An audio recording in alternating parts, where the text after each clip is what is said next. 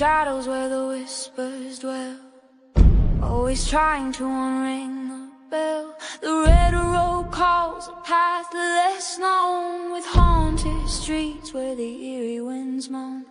Creatures lurking just beyond the light, not just tales spun to frighten the night. The masquerade of ghosts, they walk along in this gritty realm. We're all too young. Take the red road, let the spirits unfold. Follow Rezneck, Calkins, let the mysteries be told. Through the dark we'll weave into the unknown. With each step we take closer to home.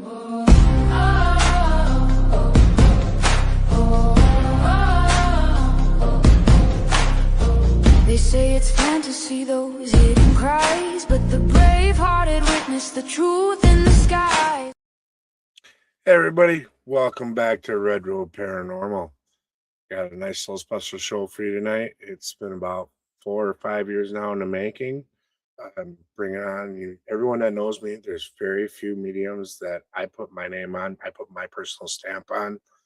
This lady is amazing. She is one of the very few that I back. So if you could, please bring up Miss DeEtte Renee.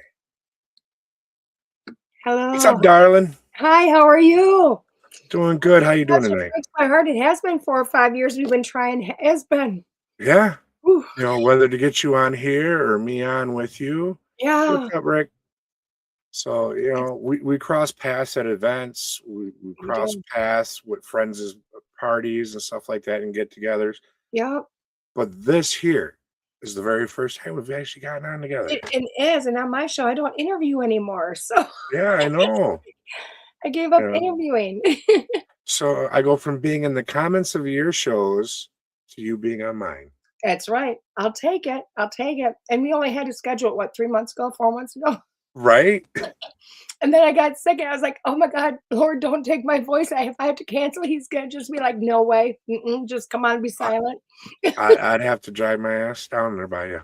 You'd have to. Listen here, young lady. I'm going to suck on my cough drops, my tea, and get through this.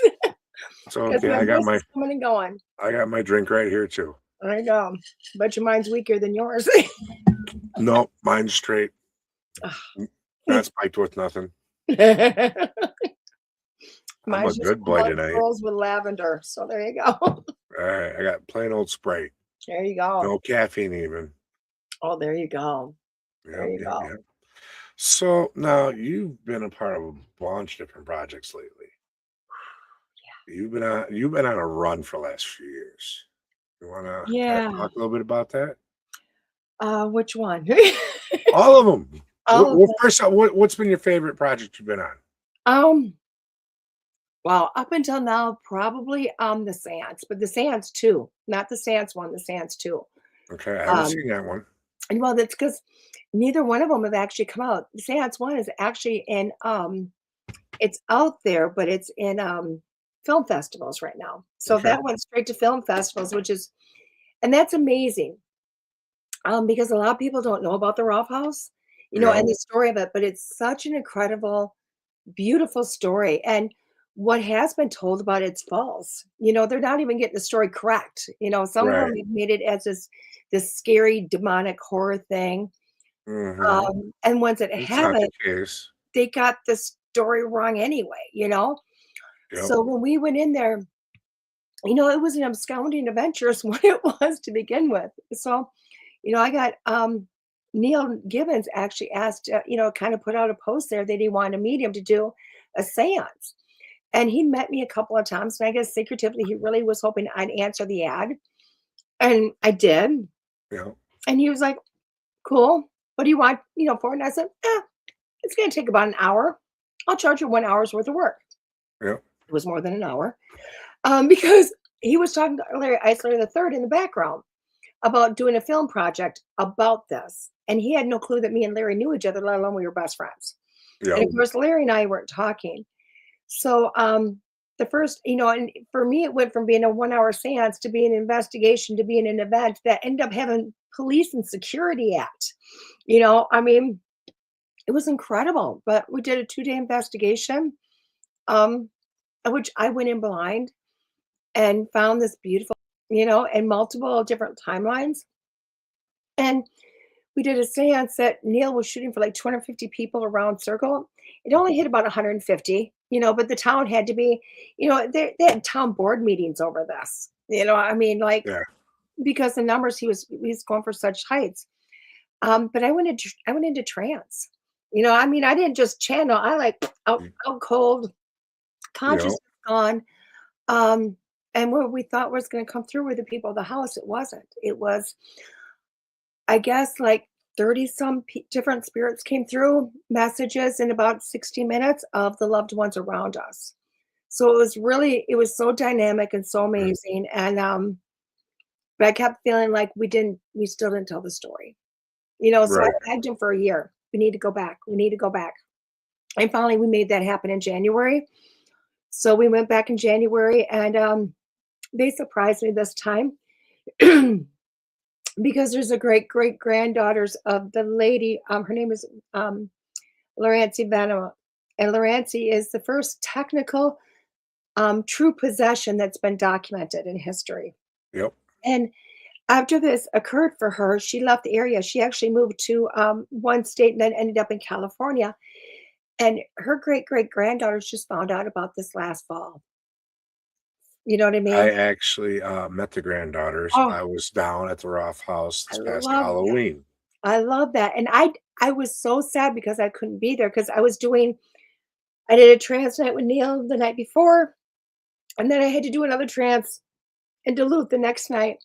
So I missed that. So the very first thing that I shot when we went back down was, we brought in people to surprise you.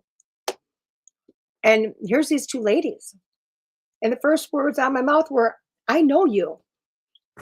You look just like Lorancy. And I looked at the other one. I said, you look like Mary. You got Mary energy. And the one going Mary energy is going, what are you talking about? Like, because they're both of Lorancy's of Lorancy's. But we ended up getting pictures of them side by side with the pictures. Yep. One looks identical to Lorancy, and the other one looks identical to Mary. And it was so neat because I went to trance again, and Lorancy came through and Mary came through, and I guess it got some amazing stuff. So, the Roth House Seance, 2 Bloodlines. It's really, it's coming. But Larry needs time. It's been shot. It's been done. Mm-hmm. The story from the lady's mouth is through now. So I'm so excited about that. And just to let their story be told. Definitely. Without all the horror and the anger and the hypnosis guy that wrote the original book that, blew things up that really, so. Yeah, it's crazy how people like to embellish things. Yeah. Well, it sells tickets. It sells books, it sells tickets. The one thing I felt when I was there, it almost felt like that place was like a spiritual train station. Isn't it gorgeous? It's just timelines. The energy. It's so many, timelines. It's just time, and it's honestly, it's not like there's a lot of spirits going through because there isn't. I mean, No, it's I've slept in there 2 or 3 times. I always sleep in Dorothy's room. Probably 4 nights, 5 nights I've slept there. Yep. I've spent countless hours there. And it really is only the few different timelines that are happening that the people show up. Yep. So, but each room's got a story. So it's really kind of cool. Yeah. Now, in one of the bedrooms, me and Mike were actually in there together. Kind of felt like there's somebody that like almost watches from the closet. Okay, from the closet, that would probably be Ace's. Yep. Ace's room. It's up the stairs and straight over. Yep, exactly. Ace's room. That's the husband's room. And that was Dorothy's husband. It was also the room, what they believe is the room of the second gentleman that owned the house. Okay. They believe it's his room too at some point. But it would make sense because I'm allowed in the room, but I'm not allowed to sit on the bed. I have to stay at the doorways. He said he's not like me near his bed. He's like, you're not my wife. You're not my wife. So. I come to thinking about it, I don't think we had any females that sat on that bed that night. Mm-hmm. We had one that sat in the chair. Yep. Or on the floor. Yeah. which is really neat because the bed the room adjoining it is Dorothy's room, and a lot of people sit on that bed. That feels inviting to them. It feels like, Yeah. okay, you're fine. You can come in here. So Yeah. yeah. Very cool. Very cool. Hmm. So Yeah. yeah, I definitely want to go back, spend some more time there. It left questions with me. It really did. It's Mm, it's an amazing. I mean, even my granddaughter's been there and did her own walkabout through it, and it Yeah. hit everything. I mean, everything. It was like, whoa, So That's when we encourage them from a young age and we help them.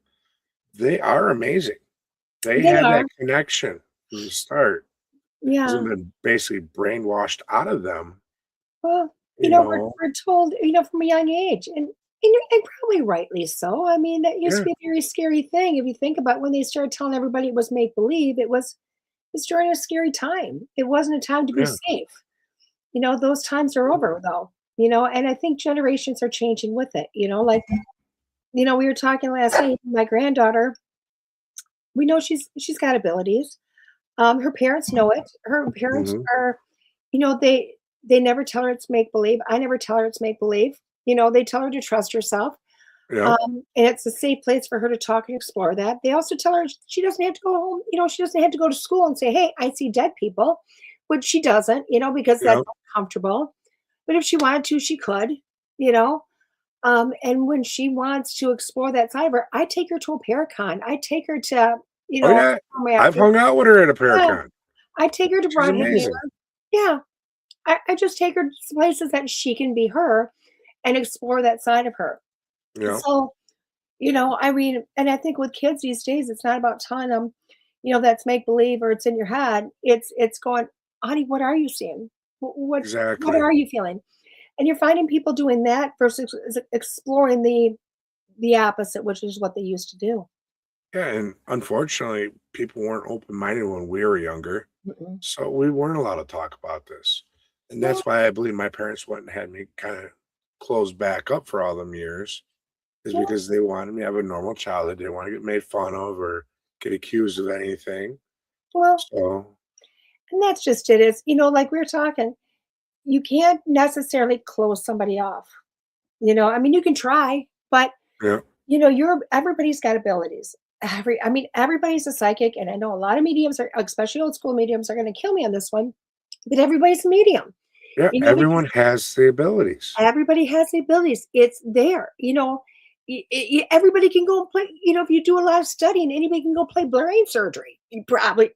I don't care how Yeah, many books I read, and I don't care if they give me a degree. It's not something you want me doing. It's not my path. yep, But everybody has the ability so that we can navigate, because that's why you got the quote unquote psychic abilities, that intuition to be able to navigate life, to know to take a right or a left turn, to know if there's danger or not. You have your fight or mhm, flight. Everybody will talk about that. Oh my God, I went there and I just didn't feel right. Well, that's a psychic ability. yeah, That's in you. Mediumship, people talk about getting, visits from dreams or just knowing that grandma was there. That's mediumship. You can look it in yeah, the dictionary. That's mediumship. If you yep, explore it, you can build upon it. But is it everybody's path to go talk to dead people for a job? No, but it doesn't mean you don't have it. And I think that's where we have a whole population that, for whatever reason, whether it be going all the way back to Salem witch trials or religion or society or whatever it might be, um, where it was said, no. And honestly, people don't even realize it's not even that long ago. right, Back in 1852, the Fox sisters came out.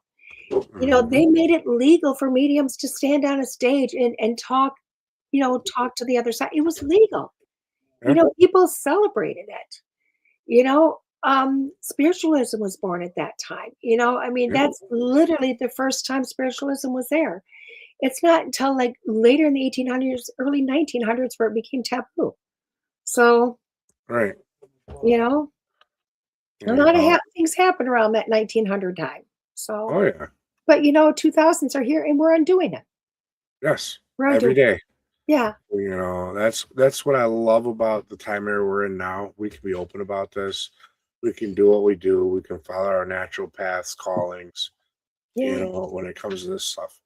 Because it's like, I want to be that voice for the voiceless. That's why I do this. I Yeah. want to inspire others who have maybe walked a similar path for generations to come.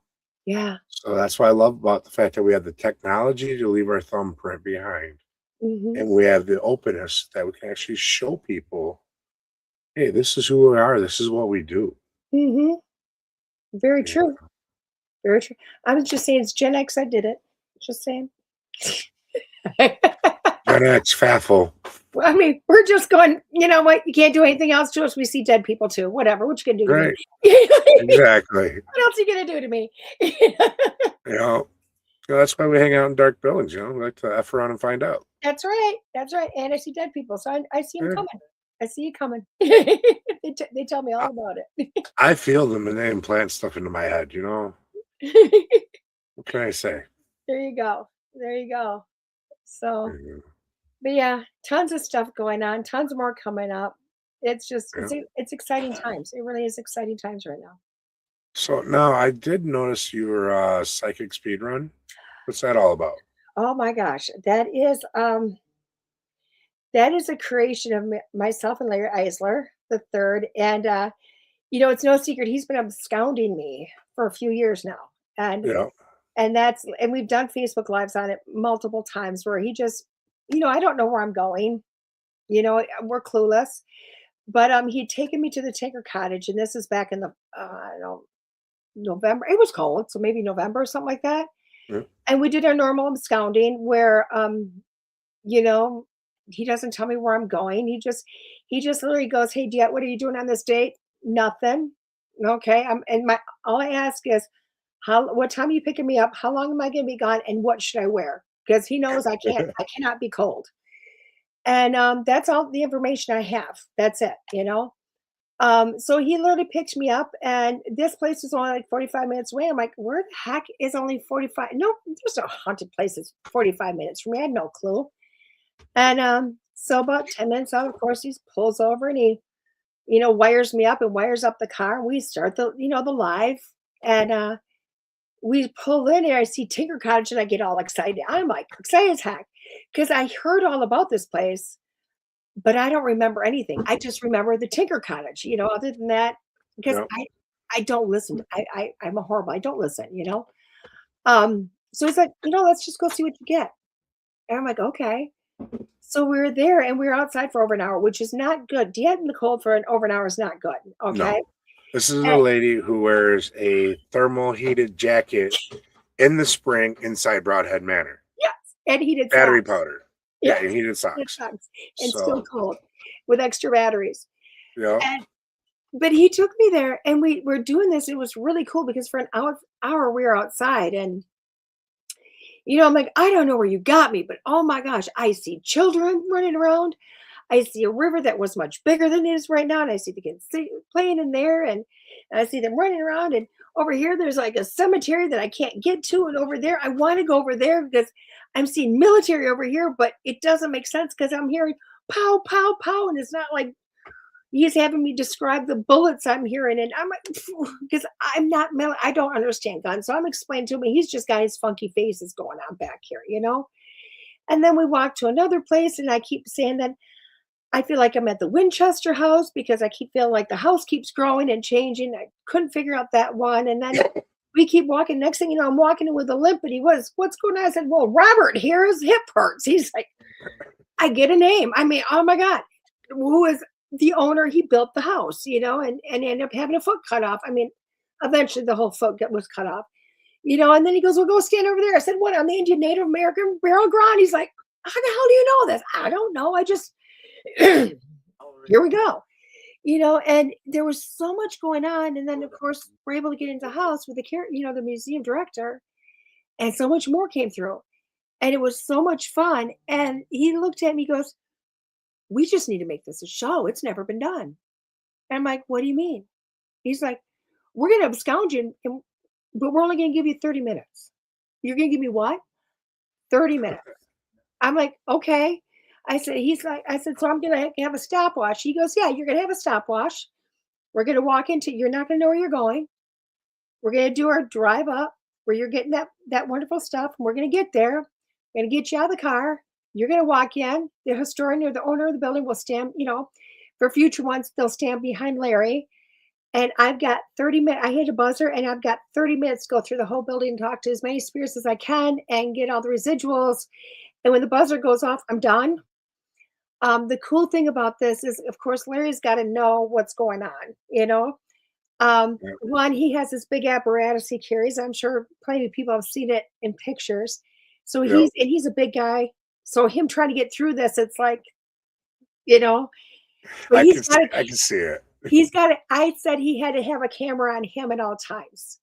Like, I'm not going to be so he's got this camera on him showing all of his funny faces. Like, he gets the weirdest faces. You know what I mean? It's hilarious.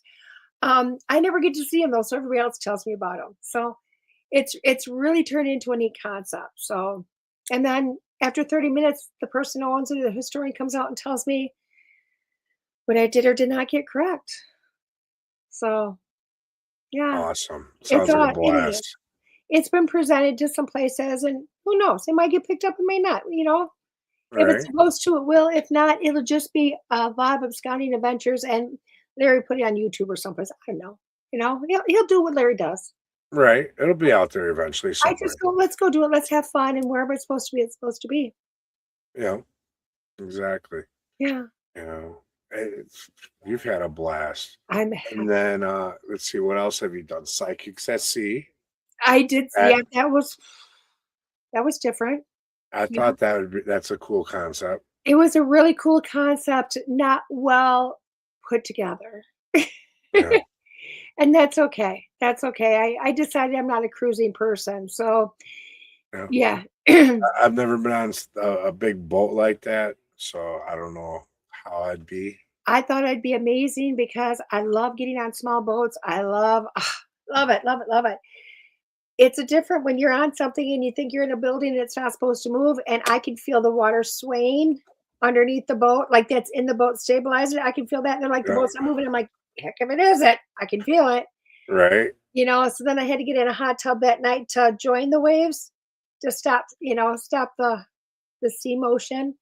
But then I said for about it's a good excuse just to get in a hot tub, Yeah. Well, there you go. But yeah, I was still sailing about 2 weeks afterwards. My sea legs would not go away. It's kind of like how if I'm stuck in the vehicle too long, I vibrate for hours, if not days afterwards when I run long road trips. Yeah. So, it'll take a lot to get me on another cruise. I'm not the party person. I'm just not, Yeah. So yeah, I know that you're the wholesome, innocent type. I used to party. I just don't party anymore, Yeah. And I'd rather go by land or air. I go by land everywhere. So land or air. I've never flown. I know eventually one day I will. Yes. I'll have to jump on a plane and go to a Paracon somewhere, but oh my gosh, I can drive it. I prefer it. I see a plane go up and my heart just starts beating like, I need to be there. That's where I should be. That's where I should be. Why am I not? I need my own. I'm putting out there my own private plane. I just need my own private. Bring it in so I can go everywhere. All right. Well, you got to take me with you then. There you go. There you go. Yep. Definitely. Now, we've talked that you're a medium and everything else, but you started originally as a profession back in medical, wasn't it? I was a nurse. Yeah. I was a nurse. With having these abilities and having dead people talk to you, how rough was it to have that kind of job? Because I imagine I worked at a clinic and it drove me nuts with all the energy. But you're more advanced or different style than how they communicate with me. So yeah, but back then I didn't know who I was. I had no clue. I look back over my life and it was there. It's always been there. I do remember once I went Reiki, though, is when my life started to kind of change, within the medical field, because I could feel my patient's pain. I could feel things going on with them. somehow I knew what to say or how to act, excuse me, with my patients to get, them to heal, get them to do what they needed to get done. You know, push them further than maybe somebody else would have pushed them, you know, to get them out of that bed and get them to recover. And then it just kind of kept going because that's when I started to find me and the psychic medium part of me. Of course, I'd walked away from nursing for a few years, and that's when this showed up. You Mhm. know, and I mean, I'd gone crazy in my head. My empathic nature blew up, and now I understand empath is not something you want to be because it's just being uncontrolled. You know what I mean? It's just empath. You're just feeling everybody's stuff, and you have no control over it. Yeah. So It's hard literally, to yeah, block my them out.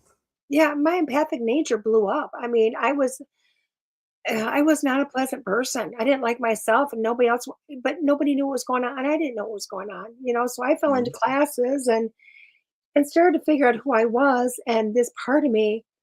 And then I went back to nursing, and you know, it wouldn't have been that big of a deal. I was kind of living like a Superman life, if that Mhm. makes sense. So I was working 50 hours at least, of 60 hours Monday through Friday. And I remember one week driving 45 minutes north to go to work. And I put 60 hours in that week between Monday and Friday.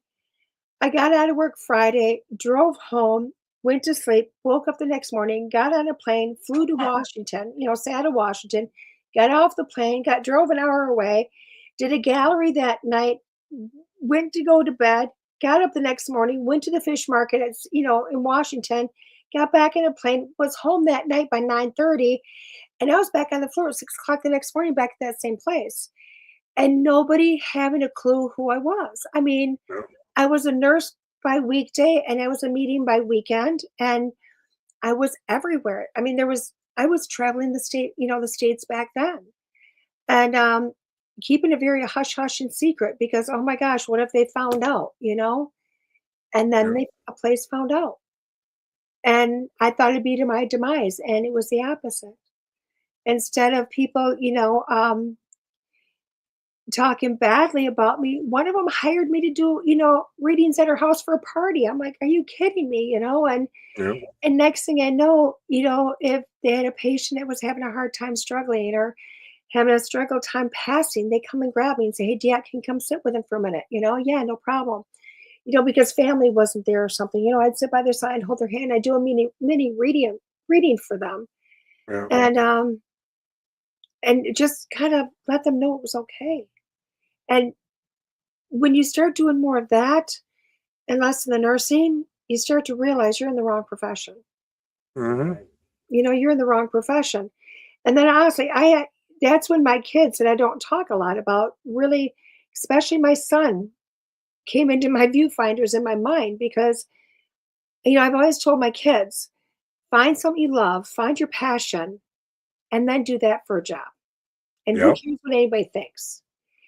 But I wasn't living that at all, you know? And at some point, you have to go and get to live this. So, my kids will look at me. They know who I am. We don't talk about it. I mean, I'm just mom. Mhm. But I have that standing ground now. I can say, you know what, do what you want. And if I'm trying to be an example, I gave up a perfectly solid, sound career to go talk to dead people. You know what I mean? Yeah. So, and who knows what was going to happen? I didn't. I just trusted it. Yeah. That's at the point where I'm trying to get to. There's still, I stepped out into this world publicly after my youngest boy turned 18. Yeah. Prior to that, you'd see me on YouTube with the teams and stuff like that. But it was after he turned 18 where I was like, all right, well, I'm going to start doing this more and actually following my dreams and you know, my path, Right. and there's times, and it's hard because the paranormal typically doesn't pay all that great. No. It's either feast or famine. Hmm. You might go out to a con and end up having a great weekend. It pays for itself. You can pay the bills, and then you'll have like a weekend where you kind of go upside down real quick. I've spent a lot of years traveling, so I get Yeah. it. I mean, somebody told me this last couple weeks ago, DeEtte, you put in your time. You Yeah. put it in. Like, I've spent, 2016 is when I started traveling, Yeah. doing small events, and it was actually probably closer to 2013 that I was carrying a table. I carried my Reiki table from Hayward down to Marshall, Wisconsin to do Reiki at an event, and 2 years later I was doing readings, and I have traveled. Literally, I've traveled to Scotland and done readings. I've traveled to I've traveled 3 different countries. I've done Yeah. readings in Canada, I've done readings in Scotland, Ireland, Mexico, I mean, been there, done that, but it's been a That's how you know you're on your path, because yeah, all the opportunities that opened. well, they do, and then they disappear, and you go, "Oh, oh," like, was this a Yeah. one-hit wonder? And you go, "Am I supposed to be doing this?" But it's a lot of trust. It's a lot of Yeah. going, "Okay, you know, I got this." I didn't hit it big on the TV. I didn't Right. get it, my opportunities came because literally multiple events. Yeah. I mean, I can't tell you for like 3 years, 4 years, I would be in Minnesota on a Saturday at a metaphysical event, and then Sunday, I was on the other side of Wisconsin over by Green Bay, Yeah. and I did that multiple weekends, all the time. It was crazy, I You know, mean, the old Highway 29 drive. yeah, I loved it. I still love it, you know? I Yeah. I still love it. It's just I also do, I don't just do metaphysical anymore. I do a lot of paracons, I do a Yeah. lot of individual events, and this year I'm gonna do it, I'm doing my own retreat. Like, Nice, nice. oh yeah, I'm That, collaborating with some amazing people out there. So you um know, yeah, with me, people ask, well, if you're not making money, why do you do it? why I not? go, it's for the one person that walks away from my table that I helped, Yeah, whether it was knowledge, whether it was I helped heal something that yep, they're, or I inspired them. yeah. Them are for them reasons. Mhm. That's worth more than anything to me. Oh, it You is. know, It is. I mean, to bring awareness, and I always say to see somebody's tears, to see those tears. you know, You know, I I won't lie, I'll tell people I strive to make people cry. I strive for it. And then when somebody tries to hand me tissue, I look at, "Don't you do that." I can put that tissue away, and they look at me like I'm like, "No, because it's easy to dry up the tears, but when we dry them up, we stop crying and we stop yeah, healing." So exactly. if I've touched them that part where that little bit of healing starts to spark, let it come. Let it come because it was really hard earned by them. I didn't have to do much. I just had to see that little spark in them that just said, "Here, poke me, poke me, and allow this to come out. Allow me to heal." So it's beautiful. It is. It's beautiful. It is. And it's so rewarding. It Really. is. You can't save everyone, but if you can help someone, though, it's great. Yeah. And I encourage, I was brought up in a world where you don't charge for your readings, Mhm. you don't use your gifts for personal gain. So I think to me, that's where I get more of my fulfillment. Yeah, my time is worth something, Mhm. but what it means to me is how I helped you. Right. But you still have to pay your bills. Exactly. And that's the hard part, you know? Mhm. So that's why like my friends and family or anyone close to me, they ask me, I've even had coworkers ask for a reading. A lot of times I won't charge, because I'm helping, Mhm. you know. At an event, I actually had one where I sat down and gentleman came down. He had an autistic daughter with him, and they're like, "Well, how much for you to read for her? To connect to her." Because they had heard that I've had autistic children Right. and I have a background in that. I'm like, nothing. Sit down. Let's talk. Right. And I was able to make that connection with her and help them on another form connect with her. Oh, yeah. Yeah, remember the moments that just They're they keep beautiful. they keep you moving. Mhm. It's like, yeah, really, this is where I need to be, you know. But on the other spectrum now, have you ever had moments with the paranormal where you had that oh shit moment? What the hell am I doing? Yeah, that comes with Larry too. How'd I know? Bet you he's not listening tonight, is he? No, I haven't talked to him about bringing him on yet since we started the show back up. He's been on quite a few times in the past, though. He's busy. I think him and Brittany are off doing something with Echoes tonight or something. Or Yeah, I don't know. So I can talk about him because he's not listening. talk He'll about it listen anyways. to If he's Larry. got a problem with him, he can settle it with me. It's funny. No, it's actually my first absconding with Larry. My very first one. It was when he was with Dan still during Norvell. Um, and they were still together doing Expedition Entity. And they wrote a book together about Bad Axe, and the Apache mass. Is it the Apache? Bad Axe Massacre. Apologize. Um, anyway, so Larry did the "What are you doing on this date?" And this is how much I listened because I'd had him on my show a month and a half before, and he did talking all about it. Like Yeah, how him and Dan were all about this. They so much research and so much passion, and the anniversary was coming up, and I'm like, I'm not even there. Apparently, apparently I wasn't supposed to know. Because sometime later he got a hold of me. What are you doing on this date? Nothing. My famous last words, nothing. And yes, I'll show up. And and it's so funny because he always brings this part up. Talk about the lunchbox because I travel with lunch boxes to all my events. I don't eat much, so to yeah. order a meal someplace just as foolish. So I bought this lunchbox and didn't like it from the get go. I'm like, why did I buy this? I wanted that one. Should have bought that one, but I bought this one, and I'm just going to use the damn lunchbox. And anyway, this absconding happens. He picks me up, and well, that morning I kept thinking I need to wear a dress. Well, it's August 2nd. It's hot. I'm not wearing a to the floor dress. Right.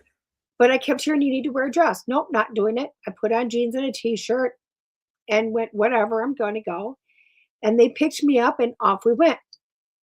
And it's a 5-hour drive up there because it's, Bad Axe, Wisconsin. It's past DeSoto and quite a ways. And we get there, and honestly, he has it as a workshop all over the place. So anybody that's seen that workshop, and he plays at a lot of events. It's really cool because some really amazing stuff came through, and I proved to him who I was. And to me, at the end of the day, that was the best thing. Is that he was questioning, what chief I was talking to.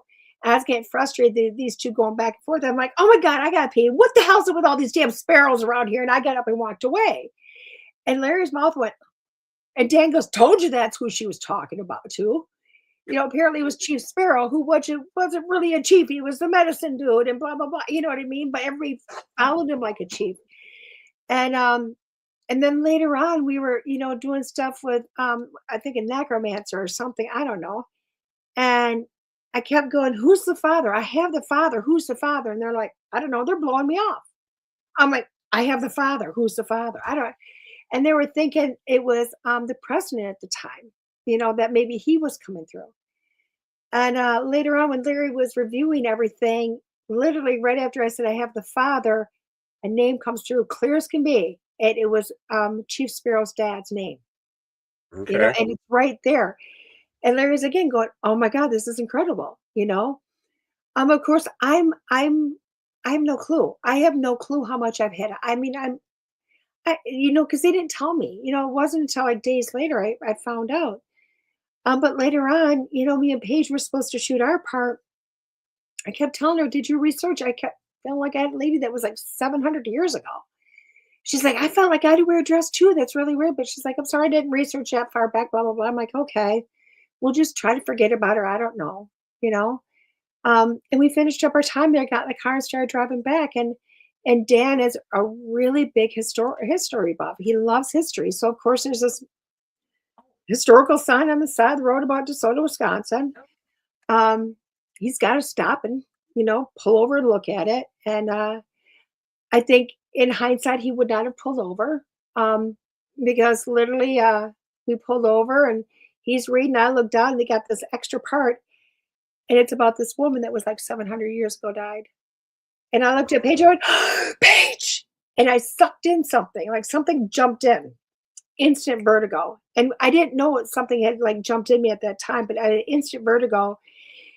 And I like literally about hit the floor, and I was sitting on the edge of the road on this pillar, and I was calling out for Chris Fleming because I felt like I was jumping time, because in true Larry nature, he's got the phone like this, inches from my face, because he's gone live stream for views.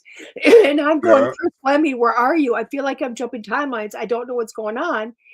And I'm half laughing about it because I don't know what to do, but I'm terrified. I was like terrified because I'm like, I don't know what's happening. And of course, he's videotaped it. And eventually we were able to get me back in the car. And I proceeded to vomit into this lovely lunch bag that I didn't like. So I'm never using it again. I got the one I Right. wanted, just so y'all know. So I ruined my lunch bag. They ended up getting Dramamine to drug me up so I could sleep. Finally got me home, and some of the vertigo stopped. They left me here at home because I told them to leave me alone, and they left. I got into comfy clothes, and it started back up horribly. My daughter and my granddaughter got me to the emergency room, and they called a stroke code on me. And then they thought I was about to have a heart attack. And, I'd just been in the doctor's office a week earlier for my yearly, and all my labs were normal. Well, my labs were not normal anymore. I'd plummeted everything. Like everything was down, way down, to where even the doctor was like, there's no medical way without draining me. These could have dropped. So he looked at everything. I wasn't having a stroke. I wasn't having a heart attack. And he came in, he shut the door. He goes, I can treat your symptoms, but you need to go find out from somebody other than me, like, leading towards a spiritual community to take care of whatever was inside of me. Yeah. I mean, he was just like, I can't take care of this, but it was like, what are you doing today? Ghost hunting. Why? I see dead people. I mean, I was honest. Here you go. I mean, Right. they went research me. They went and looked at my own doctor's notes. They talked to a CNA that knew me from high school. They went, no, she's the real deal. Like she's not on crack, Right. and it just later on, I talked to people like Scotty Rourke, who I love, and Yep. his words were, "You won't do that twice, will you?" Because I didn't get jumped by one. Two things went in me. One went in front, Yep. one went through the back. Dan got one of them to release for me and cross over, the female to cross over, a few days after that, or almost a week actually after that. And a good friend of mine, Lisa, got the other one out 2 weeks later, and she had to deal with it at her house for a while, but it's gone now. Yep. Patty Nigri, I talked to her in depth about it, and she was like, she gave me all kinds of lessons on protecting myself, things I Mhm. did not know I needed to do, and things I Ooh, do now. bubble up. Well, it's not even bubbling up. It's because I'm a trance medium. Protection. I'm a trance medium. So, and when they trance, they come in back here. So she's like, gotta shut that back there. Gotta shut it. And I actually carry, oh, if I can get it down. Nope, it's not going to come down. It's a Nordic symbol. Oh, no, it ain't coming down. It's a Nordic symbol for protection that I carry with me on some of the investigations now. Just to help ground, to shield me, put a little bit extra faith, along with a lot of prayers. Yeah. So, but it was probably the scariest, but again, I learned so much from it, it was amazing because for a long time I felt like, oh my God, am I crazy? Did this really happen? Like, I mean, physically I knew, but Yeah. talking to Scotty was like, nope, you're not crazy. Talking to, Chris more recently, nope, you're not crazy. I talked to Mike Ricksecker, sent him a message. He's like, nope, you're not crazy. This is what you were doing, And these Mhm. are these really intelligent people, that really spent a lot of time in books and really studying. They're like, no, this is what happened. Like, we've seen the live or what you're telling us. You technically possessed, possession Yeah. had happened. So, You but again, opened it's really yourself up. awakening. They seen an invitation. Yeah, yeah. That's why I tell people that don't know what they're doing, don't Mm. try it, don't invite it, don't let it, you I've know. lost I've lost friends since then because I've looked at them and they ask me questions. I'm like, "Ugh, told you not to do. Don't, like, mm. And they get mad because it's like I will get upset with them. Like, we've had this conversation. I've talked to you. I've educated you, and then you come at me and you tell me you didn't. And Mhm. why are you putting you or your family in jeopardy? Why are you doing that? Don't, just Yeah, don't. You know, um, be because smart. well, against popular belief, we cannot force, a spirit out. We can't force an entity out. We're Mhm. human. We can't do Yeah, it. You need prayer, you need angels, you need stuff on the other side to do the work. And yep. I think as humans, sometimes our ego gets a little bit bigger than we are and think that we can do it, and we really can't. It's not us, it's our team that does it. Yeah, it's a whole lot of It's work. those on the other side that we work with and that Yeah, watch over us. They're the it's ones that 110%. make everything happen. It makes everything happen for us. Yeah, They're the ones that truly protect us when we go in these dark places. yeah. I mean, I learned my lesson really early on. Thank God I learned it when I did. Because now I've walked into some places and went, "Yep, gotta bubble up on this one." Mhm. But I've had, I've listened to Chip Coffey and his lectures on how to protect yourself and where to put your faith. I've listened to Scotty Rourke and what he does, and Patty. I've talked to them all. And what do you do? This is what I do. This is what I Yep. do. And you know what? They're all very similar. Yeah. And When people ask, I don't claim to be professional. mhm, I don't claim to know everything. I can tell them right, what I do and how I do things. mhm. If it resonates with them and it works with them, great. If You not, know, try something else. you know, Yep. it's all in the person's personal beliefs. That's what it boils down to. You have to Oh, have that core belief in something. you know what? I love it because that's what Chip Coffey says. And I learned this. I took my mother to one of his shows, an intimate show with Wisconsin Dells, Mhm. and he talks about. He goes, "Hey," and he pulls this out. I think it's a cross of David he wears. He goes, or something. He's like, "This is where my faith is." He goes, "If yours is a crucifix, put a crucifix on it. If it's a rock, put a rock on.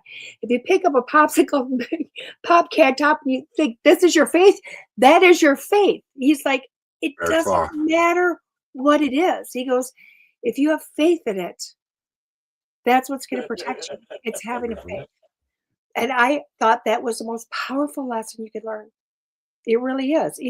Scotty Rourke does it a little bit easier. I don't know if you ever investigating with him, but Not yet, but we are got something in the works. oh my gosh, when he We've goes been out talking. and when he teaches people, when he takes them out, he tells them, "I want you to pick up a handful of rocks outside, and you're going to look at the building, you're going to look at the spirits, and as long as I have these on my person, you can talk to me.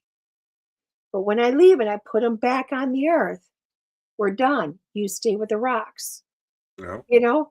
And I'm like, wow, what a powerful way to open and close, and a powerful way to say, you know what, I'm going to make sure I leave these rocks here, you know? you know. But then again, it's also in the user of it. I mean, I talked to one lady, she goes, "I do what you told me to do." I suppose, yeah, Sky. She goes, "I do it every time." I said, "What?" She goes, "They don't shut up." I go, "Why don't they shut? Why isn't it working?" She goes, "Because I keep forgetting to leave the rocks there." See, now when I go out, I drop tobacco and I say, "Hey, Yeah, I'm here to talk to you. I'm here to hang out with you, get your story, to honor you, blah blah blah blah." And I drop tobacco. Before I do, I also tell them when it's time for me to go, you must stay here. You yeah, can't follow me, yeah, And I drop it, and we go off and do our thing, and I say goodbye when I leave. exactly. I there's been one or two investigations where I haven't done that. And I had some children follow me home from one of the very first investigations I've done publicly. And Right, they hung out for a while. And then when I realized that they were there and I wasn't just going nuts seeing, little shadows out of the corner of my eyes, I was like, all right, guys, you gotta go. right. And that's when I learned to go, okay, now I gotta do something to make sure every time they Mhm. understand. what the rules are. Right. And you You have to. People don't realize that's what you need to do. know, and again, everyone that has watched this show, another thing I preach about is sacred space versus safe space. Hmm. You have to claim your sacred space and let those know that what is and what isn't allowed in it. Hmm. Don't ever say, this is my safe space. That means you're already in harm. Yeah. And that's another thing that a lot of people get the misconception with when they're out doing what we do. Hmm. Our homes are our sacred spaces. Yeah. So if first you claim it as a sacred space, they're not going to be able to follow you in. Right. You know, Nope, I agree. A lot of it's all in intention. People just don't exactly. realize it's intention, but you have to set the intention. Yep. Definitely. I've had moments where I've played with some things that weren't so nice and tried to keep me from coming to a location. Hmm. But when I got there, I did my normal routine, and basically then I said, okay, this is how you're going to be with me here. Baffle. And I left it at that. Right. That's all you And, can do. you know, Yep. so now we're getting close to the end of the hour here. Yes, sir. Where can people find you if they want to get a Oh hold my of you? good gracious. Well, Self-plug time. my website, DeEtteRenee.com, just got that live again. It's been down since beginning December, so super excited that went live last week. So you Nice. can find me there again. My old domain will be back up and running in end of June, July, and it'll be attached to this one. But the ethers took it for 6 months. I will get it back though. So but on that website, you'll see a calendar of events page. And it's places that I will be in the very near coming future. One of them is in 2 weeks, I'll be at Days of the Dead in Chicago. Excuse Nice. me. I love going to Days of the Dead. Anybody knows me. I've got my mediums lounge down there. My granddaughter comes there with me. I'm doing some events with Soul and Synergy, where we're taking on not just the event that they're having, but also a Friday night trance night where I go into trance and allow my guides to come through. We're doing one of those in Dubuque, Iowa, I believe, and then I think Rochester, Minnesota. And both of those are before May. Um, Okay. May 23rd, I'm with Chris Fleming. We're doing Spirit Talk Live, A Journey of the Soul and Messages from Beyond. Nice. We're doing that at the Aquascape Pond Shop down in St. Charles, Illinois. It's a full day presentation with Chris. And then I'm doing a gallery, and then we're going to come back together, do a panel. Excuse me. And then in mid-June, I'm back up to the Palmer House again, and it's myself and Chris Fleming and Sarah Lamos and Dave Schrader. And I don't know what we're doing yet, but we're all getting together just to have a lot of fun up there and just bringing a lot of people in because that place is amazing. I love the Palmer House. I'm gonna have to get a hold of Chris because you're the second person today who's brought him up in my conversations. Chris is amazing. I love Chris. There's a reason for this here. Oh, you know what? I haven't talked to him in a few years since I ran into him last in Chicago. I agree with you because people were bringing it up to me last year, and I've got not one, not two, but 3 events with Chris this year because we're working together in September, I think it is. Okay. Him and I down in Illinois with Neil Gibbons, and then I follow up, with the end of the year with a retreat that I'm doing up at the Palmer House. So, there's a lot of other things in between, but those are the big things happening so far this year. So, and of course, there's the Days of the Dead in November. If you want the year out, I don't know. Well, I might be able to make that one. This spring, I won't be able to make because I actually will be working on a project somewhere. I love that. Yes, I got some projects I've signed on to, so Good.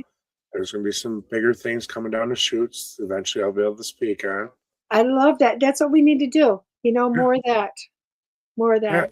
You got to get out and take care of ourselves. Yeah, it's doing your passion. When you do your passion, what you're supposed to be doing is I don't feel like you really have to necessarily always go search for it because it's going to show up in like right here. It's going to show up right here. Yeah. That's what you're supposed to be doing.